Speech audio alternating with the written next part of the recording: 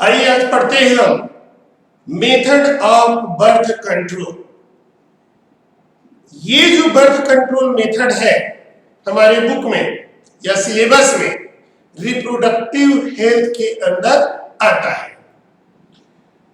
बेटा आपने Malthus theory पढ़ा होगा। माल्थस एक इकोनॉमिस्ट था जिन्होंने increasing population and present productivity के बारे में रिलेशनशिप दिया है, जिसे हम माल्थस थ्योरी के नाम से जानते हैं। माल्थस थ्योरी ये कहता है कि population increasing in geometrical way, that is 2, 4, 8, just doubling, population just doubling, while our productivity increases in arithmetic way 1, 2, 3, 4, 5. This is known as Malthus theory. Repeat again. According to Malthus, our population increases in geometrical way while the productivity is increases in arithmetic way.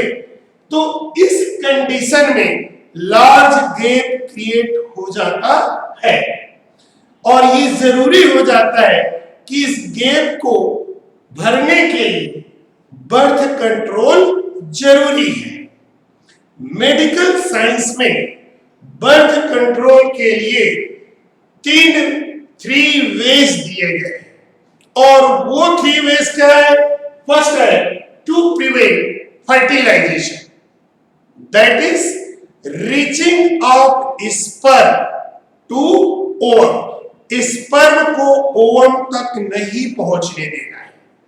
Second, to prevent ovulation, यानी ovary से ovum को release होने ही नहीं देना है, ठीक है। और तीसरा है टू चेक इम्प्लांटेशन, यानी जो ब्लास्टुला है उसको एंडोमेट्रियम में इम्प्लांट नहीं होने देना है, या ये कहें कि यूटेरस के एंडोमेट्रियम को इम्प्लांटेशन के लिए अनसुइटेबल बनाना है। मेडिकली बर्थ कंट्रोल के 2 मेथड हैं। पहला जो है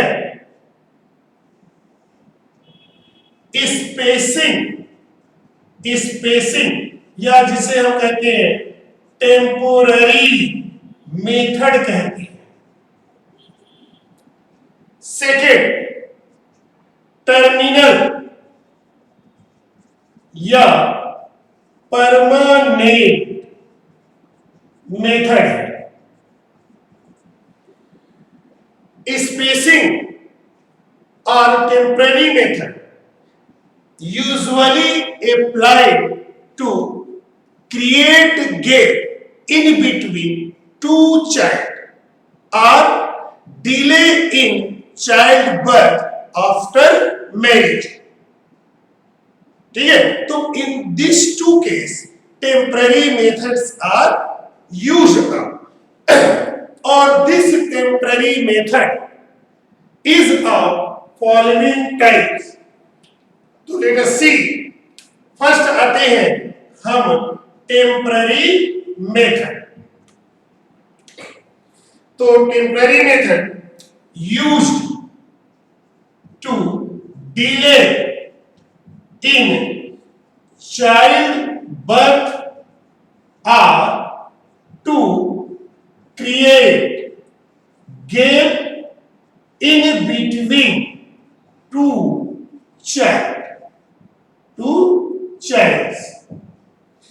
This temporary method included first natural method. First is the nature, it included first है नेचुरल मेथड, फर्स्ट है natural method. natural method meant to prevent the fertilization, that is meeting of sperm and ovum, or to prevent the zygote formation. ठीक है? A natural method is also divided into following categories. First is periodic abscess or rhythm method. ठीक है? Periodic absence और rhythm method. इस method में generally sex को कुछ particular period के दौरान एवॉइड किया जाता है। हमको मालूम है कि फीमेल में जो ओव्यूलेशन है, ठीक है, मेंस्ट्रुअल साइकिल के मिड डे अर्थात 15th डे को होता है। दूसरा, ovum waiting for sperm in the fallopian tube for 2 days. Third point, the viability यानी survival of sperm is 72 hours or 3 days. Therefore, the danger period or critical period for fertilization is 12 to 17 days. That is, if female take part in the copulation right from 12th day of menstrual cycle to 17th day, in that case, chances of fertilization and pregnancy increases. यदि female menstrual cycle के 12 से 17वें दिन के बीच यदि copulation में भाग लेती है तो फर्टिलाइजेशन और कोपुलेशन के फर्टिलाइजेशन और प्रेगनेंसी के चांसेस बढ़ जाते हैं। इसलिए ये जो 12th day to 17th day of menstrual cycle को हम क्या बोलते हो? क्रिटिकल या डेंजर डे कहते हैं। और कारण मैंने बताया कि इसका कारण क्या है? 3 रीजन है। फर्स्ट क्या है? This is the ovulation occurs on mid-day of menstrual cycle. Second, ovum waiting for sperm in fallopian tube for 2 days. Third, viability of sperm is 72 hours. 72 hours. तो इस हिसाब से अगर तीनों को हम निकालें तो लगभग 5 से 6 दिन फीमेल में मेंस्ट्रुअल साइकिल के जो बीच के 5 से 6 दिन है यह क्रिटिकल पीरियड होते हैं। ठीक, तो इस पीरियड के दौरान यानी फीमेल में जो मेंस्ट्रुअल साइकिल के 12वें से 17वें दिन के भीतर यदि कपल सेक्स को अवॉइड करते हैं तो चांसेस ऑफ फर्टिलाइजेशन या प्रेगनेंसी 0 हो जाता है। यानी इस पीरियड के दौरान सेक्स रिलेशन दोनों के बीच नहीं होना चाहिए। क्लियर है? चलिए एक चीज और बेटे, लेकिन ये मेथड उतना सेफर नहीं है। कारण क्योंकि बहुत कम फीमेल है जिनमें रेगुलर मेंस्ट्रुअल साइकिल होता है, यानी मेंस्ट्रुअल साइकिल एक फिक्स्ड ड्यूरेशन में ऑपरेट होता है। दूसरा, बहुत कम ऐसे फीमेल हैं जिसमें ओव्यूलेशन मेंस्ट्रुअल साइकिल के मिड डे में होता है। तो ये रीजन ये होता है बेटे इसके सक्सेस के चांसेस कम हो रहा है, इसलिए कि irregularities in menstrual cycle and ovulation. Let us see second method, coitus interruption. पहला है पीरियोडिक एब्सेंस और रिदम मेथड, सेकंड है this is the coitus interruptions, या जिसे हम कहते हैं विथड्रॉल मेथड कहते हैं, क्वाइटस इंटरप्शन या विथड्रॉल मेथड कहते हैं। क्वाइटस इंटरप्शन या विथड्रॉल मेथड वह मेथड है जिसमें, ठीक है, मेल विथड्रॉ या taken out his penis just before the ejaculation. In that case, semen or sperm will not be reached into vagina. Therefore, the chances of copulation and pregnancy decreases. यानी coitus interruption या withdrawal method वह है जिसमें continuous copulation के या copulation process के and में mail अपने पेनिस को वेजाइना से बाहर निकाल देता है इजेकुलेशन के पहले। रिपीट अगेन, इसमें मेल अपने पेनिस को इजेकुलेशन के पहले वेजाइना से बाहर निकाल लेता है, जिससे सीमेन या स्पर्म वेजाइना में इजेकुलेट नहीं हो पाता। परिणाम फर्टिलाइजेशन भी नहीं होगा, ना ही प्रेगनेंसी के चांसेस है।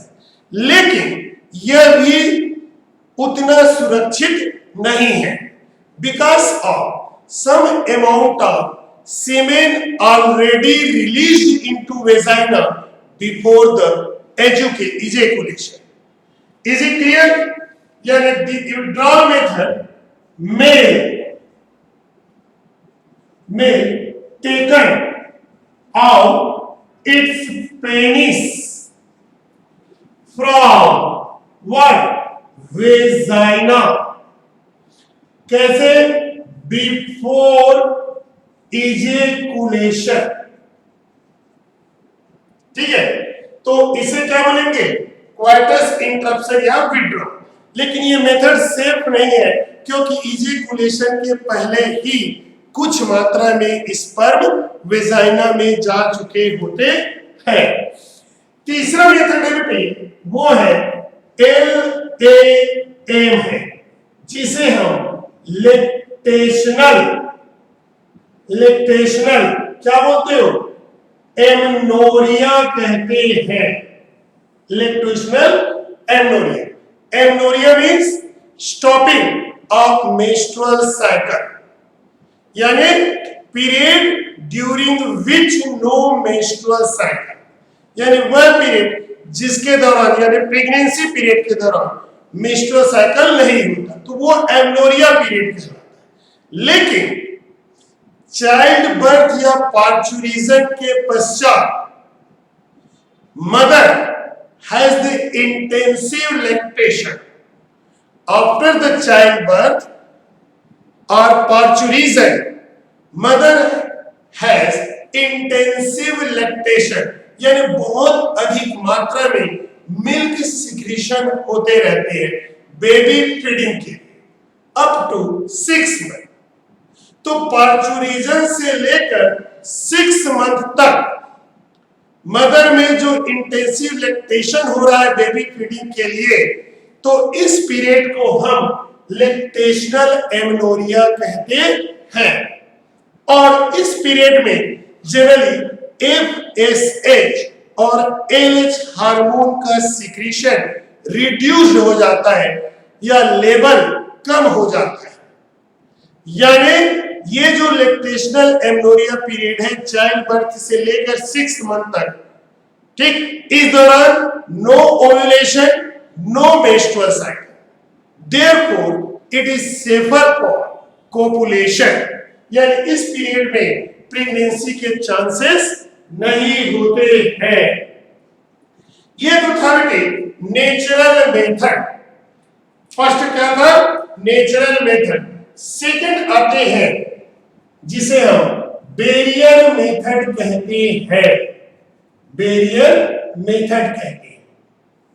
बैरियर मेथड मतलब स्पर्म और ओवम के बीच, ठीक है, कोई ऑब्स्टेकल क्रिएट कर देना, बैरियर क्रिएट कर देना, यानी to prevent the meeting of sperm and ovum by creating any obstacle, ठीक है, ये बैरियर मेथड कहलाता है। लेकिन बेटे बैरियर मेथड का एक और फायदा है, ठीक है, it protect the couple from the STD, ठीक है, तो टू क्रिएट, ठीक है, obstacle in between path of sperm and ovum, sperm और ओवम के बीच में ऑब्स्टेकल क्रिएट कर, और इसका जो बेनिफिट है, एक्स्ट्रा बेनिफिट है, protects from what? STD, sexually transmitted disease. AIDS है, गोनोरिया है, सिफिलिस है, हर्पिस केराटाइटिस है, हेपेटाइटिस है, इनसे ये प्रोटेक्ट करता है। बैरियर मेथड में पहला जो हम देखते हैं बेटे कंडोम होता है। पहला है कंडोम, जिसे हम निरोध के नाम से जानते हैं। कंडोम लेटेक्स या रबर का बना हुआ थिन ट्यूब है। This is the thin tube made up of latex और rubber and used to cover the face, ठीक है, before what? Copulation। कंडोम जो है बेटे थिन रबर या लेटेक्स का बना हुआ हाईली इलास्टिक, ठीक है, ट्यूब होता है जिसे कोपुलेशन के पहले पेनिस को कवर करने के लिए लगाया जाता है। परिणाम क्या होगा? अगर पेनिस इस कंडोम से कवर्ड रहेगा तो सीमेन का इजेकुलेशन वेजाइना में नहीं होगा, that is semen will not be released into vagina, यानी स्पर्म और ओवम के बीच में आया कि नहीं ऑब्स्टेकल, ये है। सेकंड होता है फेमिडो, जिसे हम फीमेल कंडोम कहते हैं। फीमेल कंडोम कहते हैं। फेमिडो या female condom generally used by female इन, कहां पर यूज करते हैं? वेजाइना, ठीक है, यूज्ड टू कवर, किसको कवर करने के लिए? वेजाइना को कवर करने के लिए यूज किया जाता है। तो फेमिडोम, जिसे हम फीमेल कंडोम भी कहते हैं, यह भी रबर या लेटेक्स का बना थिन ट्यूब होता है जिसे फीमेल के वेजाइना में सर्विक्स तक, वेजाइना से लेकर सर्विक्स तक फिट किया जाता है कोपुलेशन के पहले, ठीक है। तो ड्यूरिंग द कोपुलेशन यदि मेल सीमेन रिलीज करता है, इजेकुलेट करता है, तो वो सीमेन या स्पर्म इसी फेमिडोम के अंदर रहता है, यानी यूटेरस में वो सीमेन नहीं पहुंच पाता है, ठीक है। लेकिन इसका एक ये है, कोपुलेशन के तुरंत बाद इसे नहीं निकालती है। कोपुलेशन कंप्लीट होने के लगभग 15 to 30 मिनट तक इसे वेजाइना में एज इट इज रखा जाता है। इसका भी वही फायदा है, प्रोटेक्ट फ्रॉम एसिड। थर्ड आता है डायाफ्राम, थर्ड आता है डायाफ्राम। फोर्थ है सर्वाइकल केप है, और फिफ्थ है वॉल्स है, वॉल्स है। तो ये जो डायाफ्राम है या सर्वाइकल केप है या वॉल्ट है, ये भी रबर के बने हुए, ठीक है, सेमी सर्कुलर या केप लाइक या डोम लाइक स्ट्रक्चर होते हैं, जिसे सर्विक्स रीजन में फिट किया जाता है ताकि सीमेन या स्पर्म जो है ये वेजाइना से यूटेरस की ओर न जा पाए। और खास करके बेटे जो पेनिडोम, डायाफ्राम, सर्वाइकल केप और वॉल, तीनों का ये क्राइटेरिया है कि कोपुलेशन के पश्चात 15 to 30 मिनट तक उसे एज इट इज वेजाइना में रखा जाता है, उसके बाद ही रिमूव करते हैं। तो आई थिंक सो ये बैरियर मेथड सबसे अच्छा है, यानी स्पर्म और ओवम के फर्टिलाइजेशन को रोकने के साथ साथ ये डिफरेंट काइंड्स के जो सेक्सुअली ट्रांसमिटेड डिसीज है इनसे भी प्रोटेक्ट करता है। अब बैरियर मेथड के बाद हम आते बेटे केमिकल मेथड, ठीक है, बैरियर के बाद केमिकल मेथड। थर्ड है केमिकल मेथड।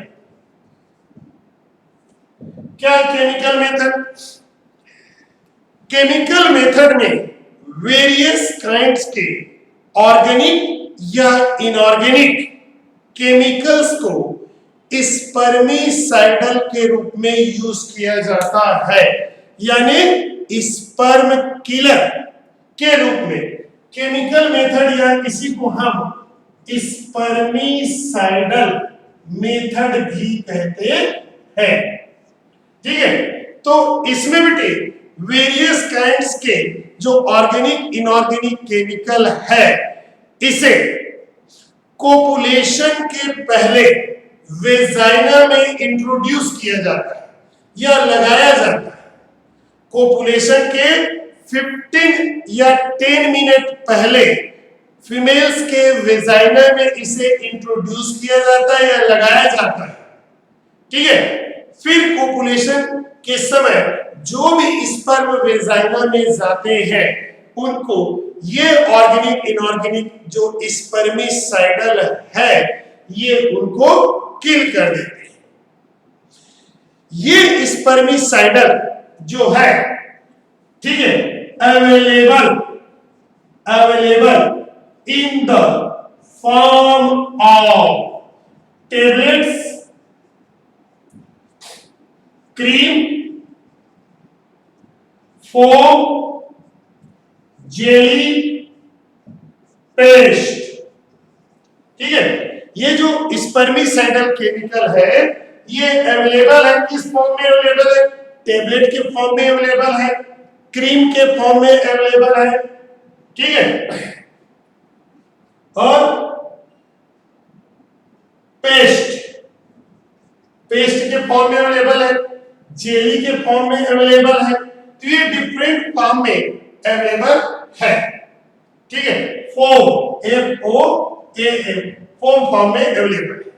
और इन स्पर्मिसाइडल जो टेबलेट, क्रीम, पेस्ट के रूप में अवेलेबल है कंटेंट्स, ठीक है, यानी दिस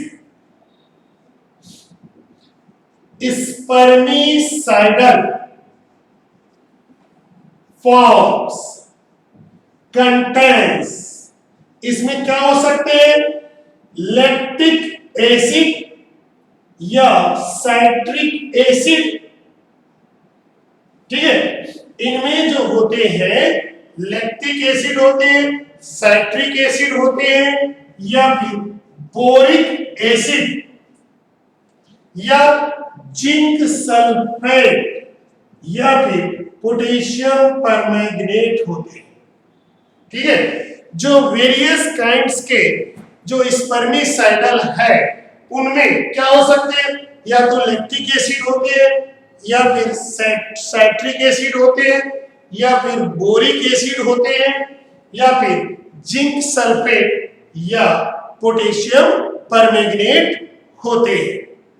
ठीक है, और ये जो जेम जेली क्या दुनिया भर लिखा है, इन्हें कोपुलेशन के 10 to 15 मिनट पहले वेजाइना में इंट्रोड्यूस या लगाया जाता है। इनमें बेटे जो स्पंज है, स्पंज, ठीक है, जो टुडे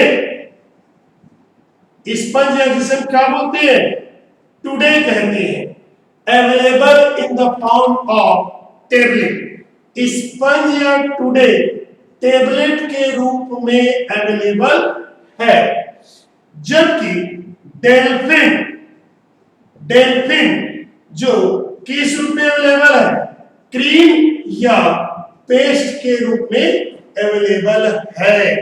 तो ये बेटे केमिकल मेथड या स्पर्मिसाइडल मेथड। नेक्स्ट आते हैं इसके पश्चात IUD intra uterine device method में देखते हैं।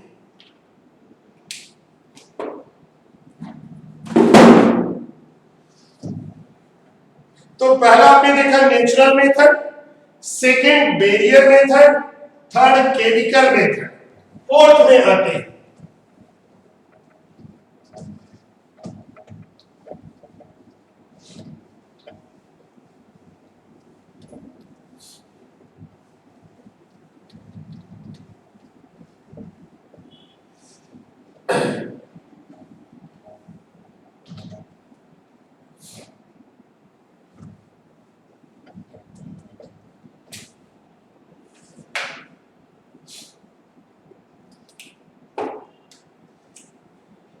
फोर्थ मेथड है IUD intra uterine devices.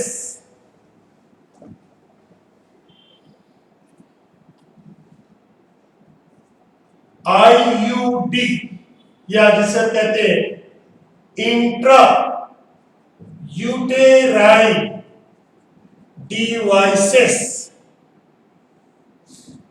There are certain medicated and non medicated, ठीक है, इंस्ट्रूमेंट और स्ट्रक्चर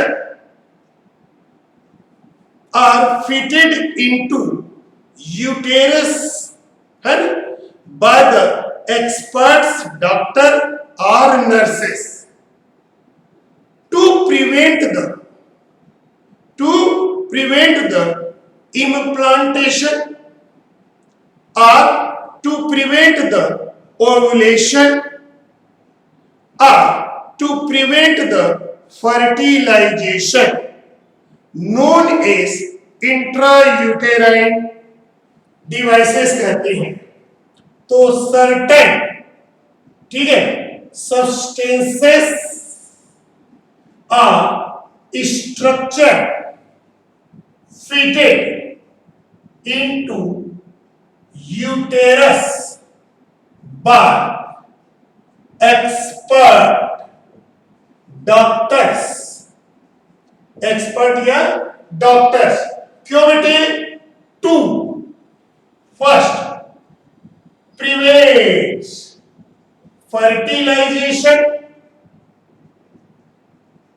या to prevent ovulation or to prevent implantation। यानी इन तीनों में से किसी एक प्रोसेस को रोकने के लिए, ठीक है, certain medicated and non-medicated devices are used।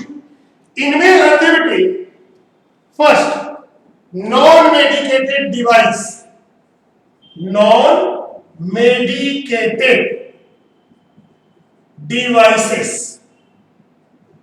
non-medicated devices। और non-medicated devices में आते हैं लिप्स, लूप आता है, लिप्स लूप आता है दैट फिटेड इनटू यूटेरस। और ये जो लिप्स लूप है ये वेजाइनल और एंडोमेट्रियल सेल्स के जो फेगोसाइटिक एक्टिविटी है उसको बढ़ा देता है।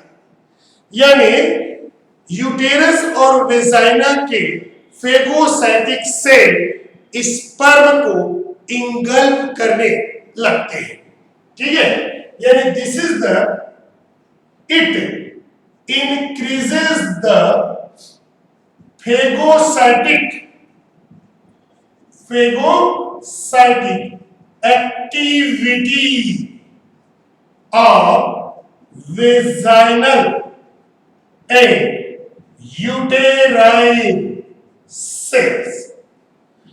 ठीक है, अगर नॉर्मल पॉपुलेशन हो रहा है और male releases semen sperm into vagina, in that case if uterus has fitted lips and loop, तो such lips loop induces the vaginal and uterine cells to engulf more and more sperm। Vagina और uterus के sales को induce करता है ताकि ज्यादा से ज्यादा स्पर्म को वो इंगल्फ कर सके और फर्टिलाइजेशन का प्रोसेस रुक जाए। तो ये नॉन मेडिकेटेड डिवाइस है। बी आते हैं जिनमें है बेटे मेडिकेटेड डिवाइसेस की बात करें तो मेडिकेटेड डिवाइसेस कौन सा डिवाइसेस आईयूडी की बात करें। और मेडिकेशन दो प्रकार के डिवाइस है। पहला कॉपर रिलीजिंग डिवाइस, ये जो है this is of two types के हैं। फर्स्ट क्या है, कॉपर आयन रिलीजिंग डिवाइस होता है। कॉपर आयन रिलीजिंग डिवाइस है और इसमें आता है बेटे कॉपर टी एंड कॉपर 7 आता है। ठीक है, कॉपर टी एंड कॉपर 7 आता है। तो ये जो कॉपर टी या कॉपर 7 डिवाइस है, ठीक, ये एक्सपर्ट्स या डॉक्टर के द्वारा यूटेरस के अंदर फिट किया जाता है। और ये जो डिवाइस है यूटेरस में स्लोली कॉपर आयन रिलीज करते रहते हैं। ये जो डिवाइस है कॉपर टी या कॉपर 7 है, ये यूटेरस में स्लोली कॉपर आयन रिलीज करते रहते हैं। और ये जो कॉपर आयन है ये स्पर्म के मोटिलिटी और फर्टिलाइजिंग पावर को रिड्यूस कर देता है। तो ये जो डिवाइस है क्या करते हैं, स्लोली रिलीजेस क्या कॉपर आयन इन यूटेरस विच क्या करते बेटे, पहला रिड्यूसेस स्पर्म मोटिलिटी, स्पर्म की जो गति है उसको रोक देता है। और दूसरा reduces what fertilising power of sperm. ये दो प्रकार से ये कॉपर आयन रिलीजिंग जो डिवाइस है काम करता है। सेकंड इसी में आते बेटे कॉपर रिलीजिंग आयन के बाद जिसे हम हार्मोन रिलीजिंग डिवाइसेस कहते हैं। सेकंड है हार्मोन्स रिलीजिंग, ठीक है, डिवाइसेस है, हार्मोन्स रिलीजिंग डिवाइसेस। और हार्मोन्स रिलीजिंग डिवाइसेस में आते हैं, ठीक है, LNG-20 और प्रोजेस्टासाइड आती है। इसके एग्जांपल है बेटे प्रोजेस्टा सर्ट है एंड LNG-20 है। ये दो एग्जाम्पल है। तो ये डिवाइसेस भी यूटेरस में फिट किया जाता है और ये स्लोली प्रोजेस्टेरॉन हार्मोन यूटेरस में रिलीज करते रहते हैं, ठीक, जिसके कारण, ठीक है, एक तो ये क्या करते हैं, स्लोली रिलीजेस कौन सा बेटे, प्रोजेस्टेरॉन इन यूटेरस। और ये क्या करते बेटे, प्रोजेस्टेरॉन है, ये है चेक ओव्यूलेशन को रोक देता है, या ये कि एलएच हार्मोन के लेवल को रोक देता है। और दूसरा, मेक्स यूटेरस अनस्वीटेबल फॉर इम्प्लांटेशन। ये दो तरह से हार्मोन रिलीजिंग डिवाइसेस काम करती हैं, ठीक है। लेकिन बेटे एक चीज है, इसके फायदे तो है, ध्यान रहे, इसका आईयूडी का बेनिफिट ये है, it is most effective and most appreciable, ठीक है। ये जो होता है मोस्ट इफेक्टिव मेथड है, ठीक, एंड ये है क्या बेटे, एप्रिसिएबल मेथड है। लेकिन इसके ड्रॉबैक भी है, इसके क्या है, ड्रॉबैक भी। सुइटेबल तो है, इफेक्टिव तो है, इजी तो है फॉर लॉन्ग टाइम, लेकिन इसके ड्रॉबैक भी है। कोई भी स्ट्रक्चर अगर हमारे शरीर के अंदर फिट होता है तो नेचुरली बेटे हम उसके कारण अनकंफर्टेबल फील करते हैं। वही चीज फीमेल के यूटेरस में फिट हुआ है आईयूडी, ठीक है। तो ये क्या करते हैं बेटे, दिस इज द कॉजेस, क्या कॉज करता है, अनकंफर्टेबिलिटी टू फीमेल अनकंफर्टनेस फील करती है। दूसरा, causes excessive bleeding during the menstrual cycle के दौरान ब्लीडिंग ज्यादा होने लगती है, नॉर्मल रेंज से ज्यादा ब्लीडिंग होता है। तीसरा, इसका ड्रॉबैक है बेटे, इट में कॉजेस क्या बेटे, यूटेराइन परफोरेशन, यानी इसके कारण जो यूटेरस है उसमें परफोरेशन आने के डर होता है। और चौथा है इसमें रिस्क ऑफ इन्फेक्शन, यानी इन्फेक्शन होने के चांसेस बढ़ जाते हैं।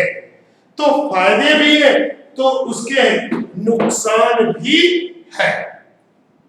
ये था फोर्थ मेथड। अब आते बेटे इसके फिफ्थ मेथड में आते हैं। फिफ्थ मेथड है जिसे हम ओरल कॉन्ट्रासेप्टिव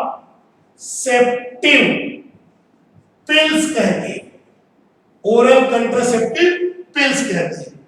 यानी कुछ ऐसे टेबलेट या गोलियां हैं जो सिंथेटिक एस्ट्रोजन प्रोजेस्टेरॉन हार्मोन के बने होते हैं और इन्हें ओरली लिया जाता है, ठीक है, मुंह के थ्रू खाया जाता है, इसलिए इसका नाम पड़ गया ओरल कॉन्ट्रासेप्टिव पिल्स पड़ गया है।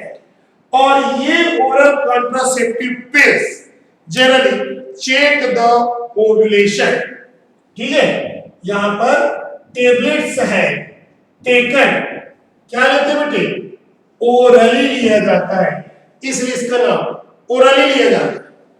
तो tablets taken orally to check ovulation या प्रेगनेंसी, ठीक है, और इसीलिए therefore it is called as a oral contraceptive pills कहते हैं। तो ये ओसीपी क्या करता है, ओव्यूलेशन को रोकता है, और ये जो ओसीपी है, ठीक है, कंटेन्स, क्या होता है बेटे, इसमें सिंथेटिक प्रोजेस्टेरॉन और एस्ट्रोजन एंड प्रोजेस्टेरॉन बोथ होते हैं, ठीक है। ओरल कंट्रासेप्टिव पिल्स को या तो डेली लिया जाता है या फिर वीकली लिया जाता है, ठीक है। ये जो है टेकन आइदर डेली बेसिस और वीकली बेसिस पर लिया जाता है। जनरली बेटे ओसीपी जो कॉन्ट्रासेप्टिव पिल है, ये दो प्रकार के होते हैं। कौन कौन से, एक होता है मोनो एस्ट्रॉयडल पिल्स, या जिसे हम मिनी पिल्स कहते हैं, सेकेंड डाई एस्ट्रॉयडल पिल्स होता है, जिसे हम क्या बोलते हो, कंबाइंड पिल्स कहते हैं, ठीक है। मोनो एस्ट्रॉयडल पिल्स या मिनी पिल्स वह ओसीपी है जिसमें सिंगल स्टेरॉयड हार्मोन प्रोजेस्टेरॉन होता है, ठीक है, यानी दिस इज द ओसीपी, ठीक है, which containing the single synthetic progesterone hormone, ठीक है, सिंगल सिंथेटिक क्या होता है इसमें, प्रोजेस्टेरॉन हार्मोन होता है। तो इसे हम मोनोएस्ट्रॉयडल या मिनी पिल्स कहते हैं, ठीक है। यहीं पर एक पॉइंट आता है बेटे जो अक्सर पूछा जाता है, CDRI central drug research institute, CDRI मतलब सेंट्रल ड्रग रिसर्च इंस्टीट्यूट, कौन बेटे, Lucknow has developed the, CDRI Lucknow has developed the monosteroidal pills, non steroidal OCP, जिसे किस नाम से जानते हैं, सहेली के नाम से जानते हैं। तो CDRI लखनऊ क्या किया, हैज डेवलप्ड द, क्या डेवलप किया है, नॉन एस्ट्रॉयडल ओसीपी, ठीक है, जिसे हम नॉन किस नाम से जानते हैं, सहेली के नाम से जानते हैं।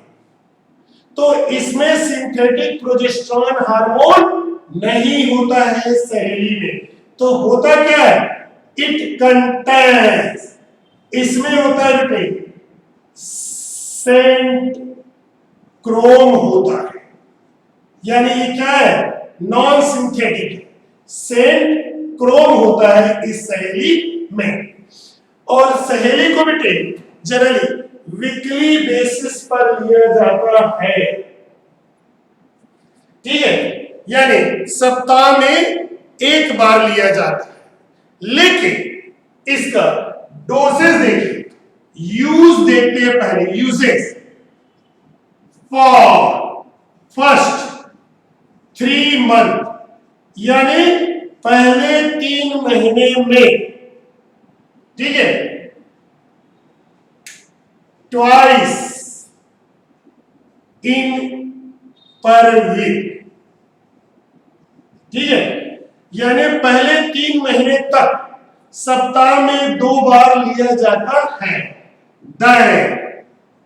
देन आफ्टर, ठीक है, सिंगल ओसीपी पर वीक, समझे? तो पहले 3 महीने तक सप्ताह में 2 बार लिया जाता है, फिर उसके बाद सप्ताह में एक दिन लेते हैं। किसको? सहेली। दूसरा आता बेटे डाइएस्ट्राइडल ओसीपी। डाइएस्ट्राइडल ओसीपी एक कंबाइंड पिल्स इसलिए कहते हैं क्योंकि इसमें सिंथेटिक एस्ट्रोजन और प्रोजेस्टेरॉन दोनों हार्मोन पाए जाते हैं, यानी it contains synthetic oestrogen and progesterone hormones both, इसलिए इसे हम क्या बोलते हैं?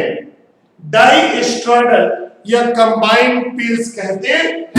और इसके एग्जाम्पल है माला डी एंड माला क्या है? एन। और इसे बेटे डेली बेसिस पर लिया जाता है। इसे कैसे लेते हैं? डेली बेसिस पर। कितने दिनों का?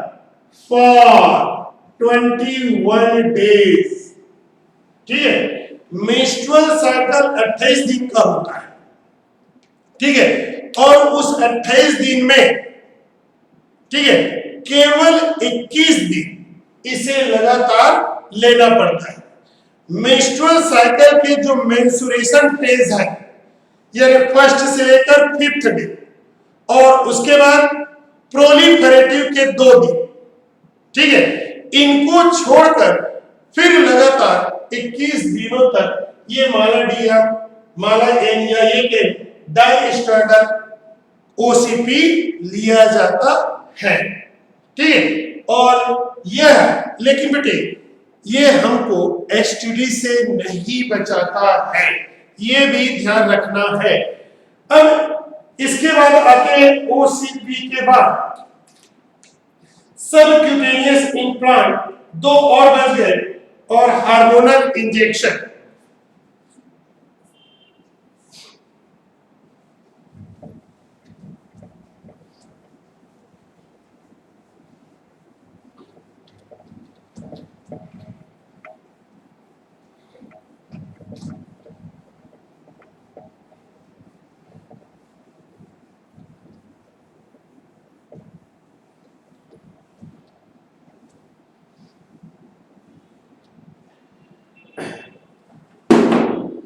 इनमें आगे चलते बेटे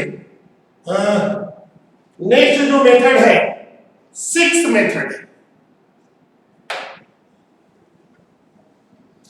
6th मेथड में देखते हैं, this is the subcutaneous implant, या जिसे हम और क्या नाम से जानते हैं? नॉरप्लांट के नाम से जानते हैं।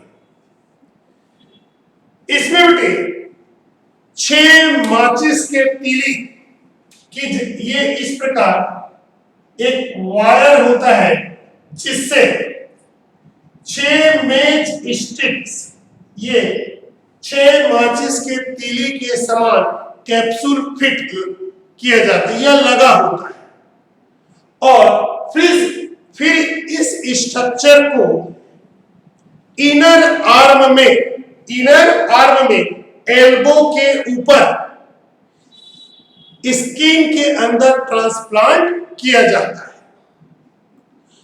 और ये जो 6 मैच स्टिक्स कैप्सूल होते हैं, इनमें प्रोजेस्टेरॉन हार्मोन होता है, और ये प्रोजेस्टेरॉन हार्मोन धीरे धीरे ब्लड में रिलीज होते रहता है। इससे कारण क्या होगा? ओव्यूलेशन नहीं होगा, और न ही इम्प्लांटेशन होगा। ठीक है, ये जो 6 मैच स्टिक्ड कैप्सूल है ये 5 वर्ष के लिए होता है। यानी यहां पर ये कहें कि 6 मैच स्टिक्ड, ठीक, like progesterone hormone containing capsule, ठीक है, सर्जिकली ट्रांसप्लांटेड बिलो, कहां पर बेटे, स्किन, किधर, on inner side of arm, कहां पर, just above elbow, just above elbow. तो इसे हम नोनेस की क्या बोलते हैं, नॉर प्लांट कहते हैं, नॉर प्लांट कहते हैं। तो 6 match stick progesterone hormone containing capsule surgically transplanted below the skin, skin के अंदर लगाया जाता है। ठीक है, तो इसे हम नॉर प्लांट कहते हैं। और इट प्रोटेक्ट फॉर कितने दिनों के लिए, 5 इयर्स के लिए। और ये क्या करते हैं, it slowly releases progesterone into blood, ठीक, विच क्या करेगा, prevents ovulation in female. Female में ये 5 साल तक लगातार ओव्यूलेशन को रोकते रहते हैं। जैसे 5 साल खत्म होता है फिर सर्जिकली इनको बाहर निकाल लेते हैं और एक दूसरा नॉर प्लांट को फिर लगाया जाता है। या ये कहे कि मान लीजिए हमने 5 साल के लिए लगाया और 1-2 साल बाद निकालना चाहते हैं तो सर्जिकली उसको हटा सकते हैं। लेकिन जब तक लगा है तब तक उस फीमेल में ओव्यूलेशन नहीं होगा, यानी प्रेगनेंसी रुका रहता है। ठीक, और अब 7th हैबिट हार्मोनल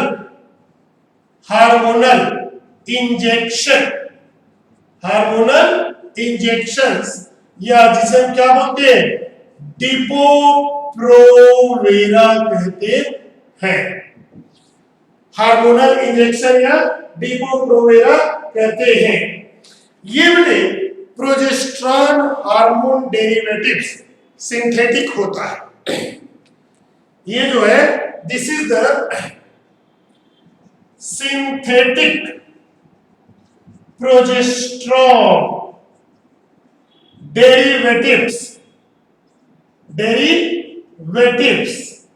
इंजेक्शंस होते हैं। ठीक है, ये जो है सिंथेटिक प्रोजेस्टेरॉन डेरिवेटिव्स इंजेक्शंस होते हैं जिसे हर 3 महीने में फीमेल्स को लगाया जाता है। ठीक है, क्या कहते हैं, injected to female for every 3 month, हर 3 महीने में लगाया जाता है। और ये बेटे स्लोली क्या करते रहते हैं, ब्लड में रिलीज होते रहते हैं और ये क्या करते हैं, चेक ओव्यूलेशन को रोक देता है। और लास्ट पॉइंट है मॉर्निंग आफ्टर क्या है, पिल्स है जिसे हम, ठीक है, आई पिल्स या इमरजेंसी पिल्स के नाम से जानते हैं। इसे हम क्या बोलते हैं, इमरजेंसी पिल्स कहते हैं। ये बेटे आई पिल्स या इमरजेंसी पिल्स जो है ये हाई डोज या कहे बेटे क्वांटिटी ऑफ सिंथेटिक क्या ये प्रोजेस्टेरॉन होता है। समझ रहे? मॉर्निंग आफ्टर पिल्स या इमरजेंसी पिल्स जो है ये हाई डोज या high quantity of synthetic progesterone hormone होता है। ठीक है, विच ठीक है टेकन आफ्टर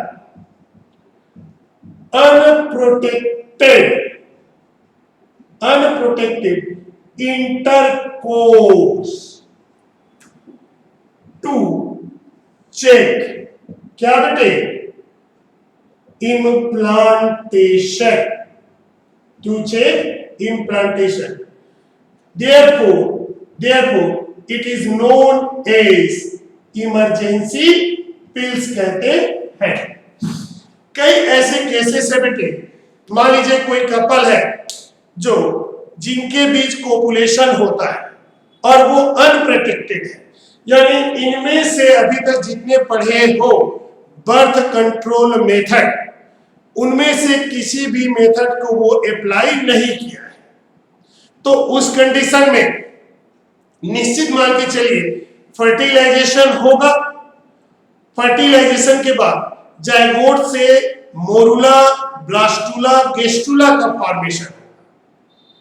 तो हमको मालूम बेटे फर्टिलाइजेशन से 7th डे ब्लास्टुला का इम्प्लांटेशन हो जाता है। या कुछ ऐसे भी केसेस है जैसे सेक्सुअल एब्यूज है, रेप केसेस है, जिसमें अनप्रोटेक्टेड इंटरकोर्स से फर्टिलाइजेशन हो जाता है। तो बाय एनी इंसिडेंस, किसी भी कारण से, चाहे अनप्रोटेक्टेड इंटरकोर्स हो या सेक्सुअल एब्यूज हो, जिसके कारण फर्टिलाइजेशन तो हो गया है और फर्टिलाइजेशन हो गए तो प्रेगनेंसी की चांसेस बिल्कुल करीब है, तो इम्प्लांटेशन को रोकने के लिए, ठीक है, फर्टिलाइजेशन से लेकर यानी कोपुलेशन जिस दिन हुआ है, जिस समय हुआ है, वहां से लेकर 72 घंटे के भीतर ये हाई डोज ऑफ प्रोजेस्टेरॉन, जिसे हम इमरजेंसी पिल्स कहते हैं, को लिया जाता है और ये इम्प्लांटेशन को रोक देता है।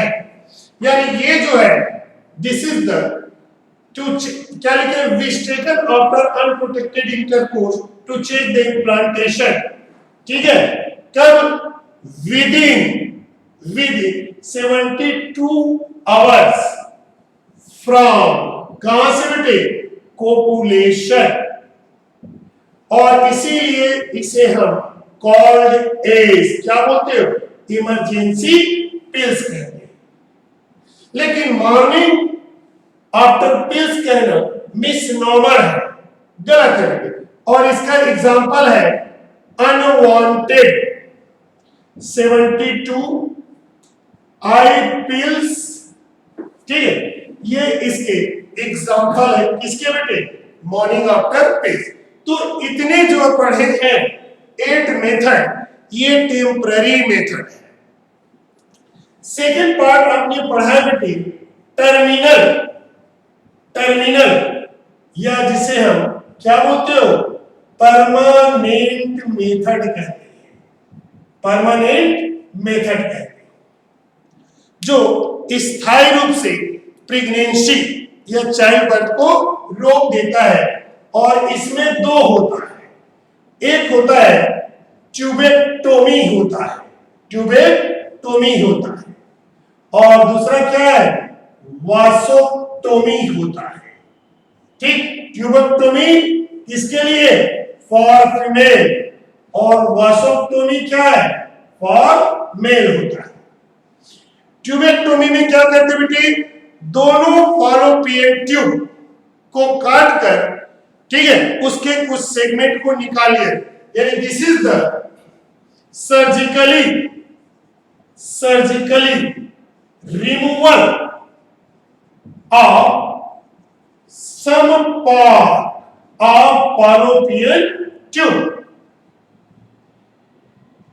And there both and both end of fallopian tube tied by thread. 2 क्यों बेटे? Check path of worm conduction. ठीक है, तो इसे हम नोन क्या बोलते हैं? ट्यूबेक्टोमी कहा जाता है। सेम यही चीज होता है बेटे, दिस इज द क्या बोले, सर्जिकली रिमूवल, ठीक, of some part of vasa differentia, vasa differentia. तो surgically removal of some part of vasa differentia and, ठीक है, tied by thread to cut, ठीक है, to cut part of vasa differentia. क्यों बेटी? To check the path of किसके? Sperm conduction, ठीक है, तो उसे हम नोन एज वासोक्टोमी कहते हैं। तो ये था बेटे बर्थ कंट्रोल मेथड। अगले लेक्चर में हम देखेंगे ART असिस्टेड रिप्रोडक्टिव टेक्नोलॉजी